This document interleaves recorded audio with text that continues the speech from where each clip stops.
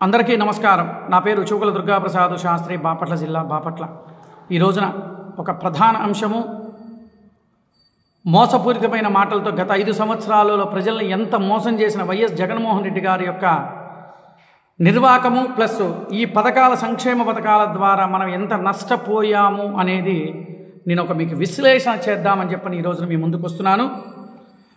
ఎలా అంటారేమో, నేను చెప్పే మాట ప్రతి మాట కూడా మీరు వినండి. ఇది నేను చెప్పింది అవునా కాదా అని చెప్పి బాగా మీరు ఆలోచించండి.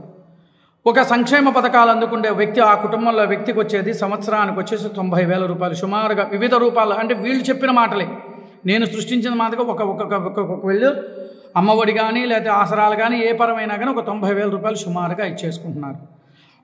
ఆ సుమారుగా ఇచ్చేసుకున్నప్పుడు దానికి 5 సంవత్సరాలు అంటే 5 సంవత్సరాలు అంటే 4,50,000 రూపాయలండి. బాగా మీరు ఆలోచించండి, ఈ క్యాలిక్యులేషన్ నేను వేసింది. అదేవిధంగా ఇది వచ్చేటప్పటికి పెన్షన్లు తీసుకుందాం. పెన్షన్లు మొన్నటిదాకా 3,000 రూపాయలు అని అన్నాడు. 2,000 నుంచి 2,500 ఓవరాల్గా వేసుకుందాం. 3,000 రూపాయలు వేసుకుందాం. అది ఎంత వచ్చిందంటే 1,40,000 అంటే 3,036 ఇంటూ 5 సంవత్సరాలు కాబట్టి అంటే 1,80,000 రూపాయలండి. పెన్షన్ల ద్వారా ఇచ్చిన డబ్బులు 1,80,000, ఒక వృద్ధుడికి ఇచ్చిన డబ్బులు మొత్తం కూడితే అప్పుడు ఎంత వచ్చిందండి? 6,30,000 రూపాయలు వచ్చింది. ఏది? పెన్షన్లు అందుకోనివ్వండి, సంక్షేమ పథకాలు తీసుకున్న వ్యక్తులకి ఎంతమంది తీసుకున్నారని ఆలోచిస్తే ఓవరాల్గా వేసుకుంటే 6,30,000 డివైడెడ్ బై 1825 రోజులండి. అంటే ఒక సగటున మనిషికి వచ్చి పడింది 345 రూపాయలండి. ఇది నేను వేసిన క్యాలిక్యులేషన్ మీరు ఆలోచించండి సార్. ఇది నేను చెప్పానని కాదు, నేను పక్కాగా క్యాలిక్యులేషన్ చేసే మీకు నేను చెప్తున్నా. ఎవరు తీసుకున్న వాళ్ళేమో 10 మంది అయితే కడుతున్న అమౌంట్ ఎంతమంది? 100 మందికి పడుతుంది ఈ అమౌంట్. ఇది ఇంత మోసపూరితంగా చేస్తున్న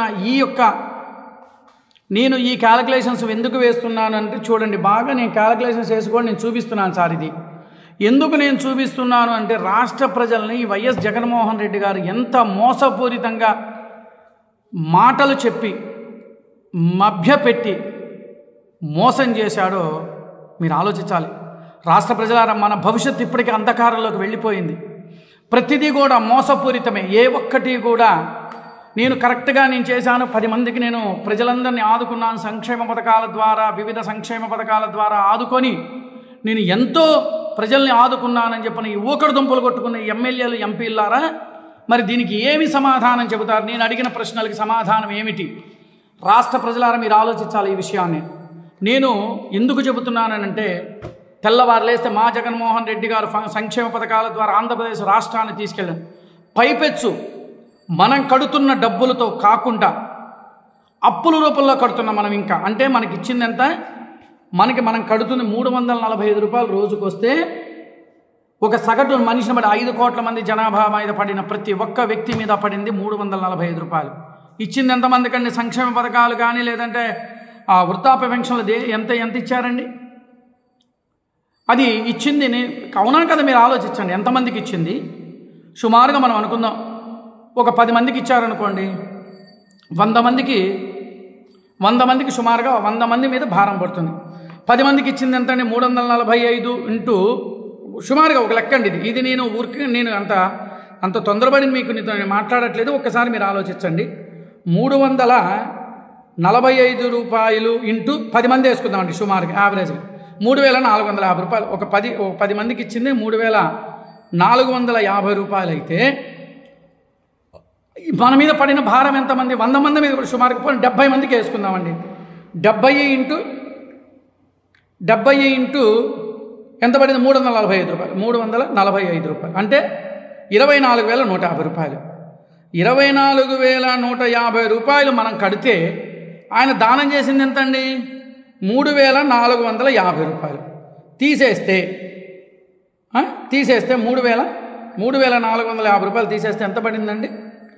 24,150 రూపాయలు మైనస్ 3,450 రూపాయలు తీసేస్తే 20,700 రూపాయలు మన మీద ప్రతి 70 మంది మీద పడుతున్న అడిషనల్ ఖర్చు అన్నమాట.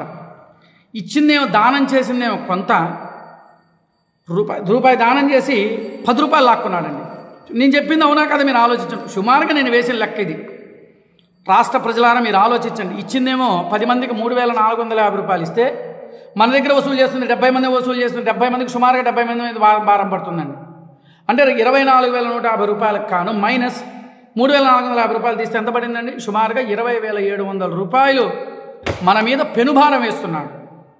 ఆ 20,000 రూపాయలు ఆయనకే లాభం. అది ప్రజల్లో ఏం చెప్తున్నాడు? నేను దాన ధర్మాలు చేయడం నా అంత మించిన ఘనుడు లేడు, ఇంకెవరూ లేడు అని చెప్తున్నాడు. రాష్ట్ర ప్రజలారా, నేను చెప్పినది అవునా కాదని మీరు ఆలోచించండి. నేను చెప్పింది మీకు కరెక్ట్ అనిపిస్తే లైక్ చేయండి, వీడియోని లైక్ చేయండి, షేర్ చేయండి, అలాగే కామెంట్స్ ఖచ్చితంగా తెలియచేయండి. మీరు కామెంట్స్ చేస్తేనే మనకి నేను చేసిన వీడియో కరెక్ట్ కాదా అనేది నాకు ప్రజలందరికీ తెలుస్తుంది.